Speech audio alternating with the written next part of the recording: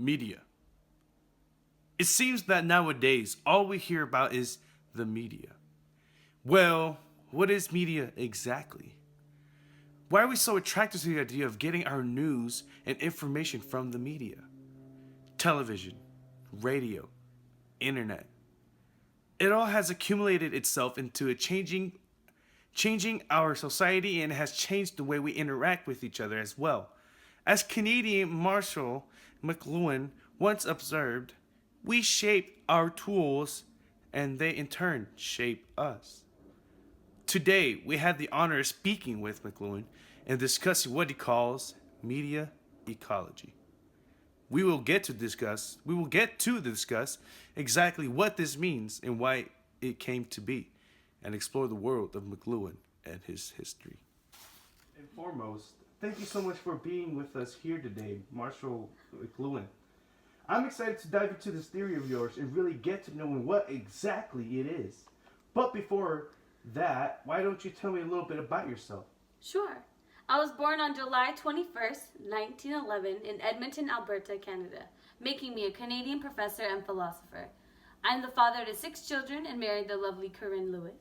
I was educated at the University of Manitoba and the University of Cambridge, and began teaching as a professor of English at multiple universities before settling into the University of Toronto. So why don't you go ahead and let me know a little history about this theory of media ecology? I am a scholar of technology, media, and communications, and although I was raised a devout Catholic, I have never allowed for my religion to interfere with my work. Now let's dive straight into media ecology. Well, I began my approach to media ecology in 1964. However, I will admit that it was not I who invented the name, but rather it was Neil Postman who helped identify the term in 1968. Now this theory, in essence, has been developed to discuss the fact that medium is the message. I need you to remember that, because it is so essential to this whole idea of media ecology. We have studied this for some time now, because media has become a stronger influence in our society now more than it ever has been. Have you heard the quote, "The only message that counts is the one that is received"? Well, this is true as well in media ecology. It is the medium that allows for us to understand. This term has been talked about so much that I am glad to know its original history. Can you please elaborate to me the idea of what exactly you mean when saying medium is the message?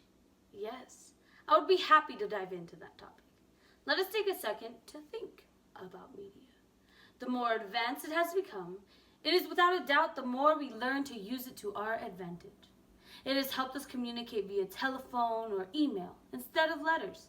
It has now, in turn, shaped our perception on so many different things, and especially on the ways that we communicate with each other. Think of the medium as the middleman. Somewhere between the information we are given and the information we understand lies this idea that something is giving us the perception of our understanding.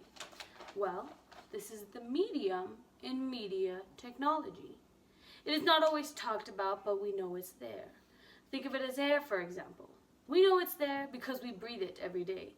However, while we are laughing or talking with friends or paying our phone bill, are we really thinking about the air that we are breathing?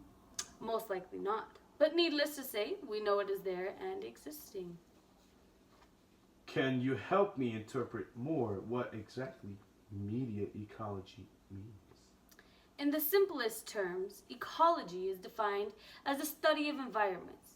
So what we do is we study the environment of human beings and how media affects their perception.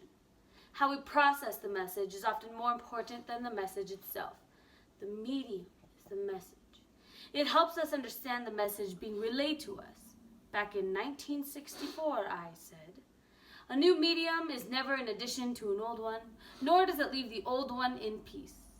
It never ceases to oppress the older medium until it finds new shapes and positions for them. The medium is part of this ecosystem of communication, so to speak. It is never destroyed and it is never replaced.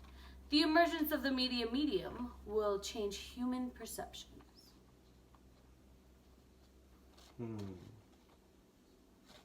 So why is this relevant? Oh, my bad. This information has helped me develop a better idea of what exactly the meaning of media ecology is. Could you please elaborate to me some of the key concepts of this term? Well, media ecology can be a hard concept for some to want to study and think about. We don't know who discovered water, but we're pretty sure it wasn't the fish. Well, in other terms, this is what media ecology wants to look at and understand. We don't know why things are the way they are, we just do. So why not try and understand them? There are periods of life that we have lived: the tribal age, literate age, a print age, and an electronic age. And as new developments in technology advance, we hop over to the new age. We're at an age where we're at the tail end of the print age and the beginning of the electronic age. What might be next, perhaps? A digital age? A fifth era of specialized electronic tribes contentious over diverse beliefs and values? The environment that man creates becomes his medium for defining his role in it. We create our own meaning in the world and our own understanding of the messages within it. Another concept is that media is infused in every act and action in society. Media fixes our perceptions and organizes our experiences because, in essence, media ties the world together. Media is the medium. It is what unites multiple concepts and combines them together to seize our society. Interesting. So why is this relevant? Or in other words, I should say, why should we care? Why does media ecology matter, and how is it of any benefit? It's important to care, to understand what is going on. Media ecology is something that is applied into our lives without us having to actually apply it. Like I said, think about it as the air that we breathe. It is there even if we aren't always thinking about it. So tell me this. What is the response you have received from this theory? Well, many see this as a deterministic approach, believing that this is the result of or affected by one central condition. Many don't like to agree with this concept simply because they see it as a potential limitation to idea. Many want to believe that I am denying the content altogether, when really I am just trying to show the content in its secondary role in relation to the medium. Wow. Wow. Just wow. This has been a really great session with you. And in such a short time, I have learned so much about media ecology and what it is your theory represents.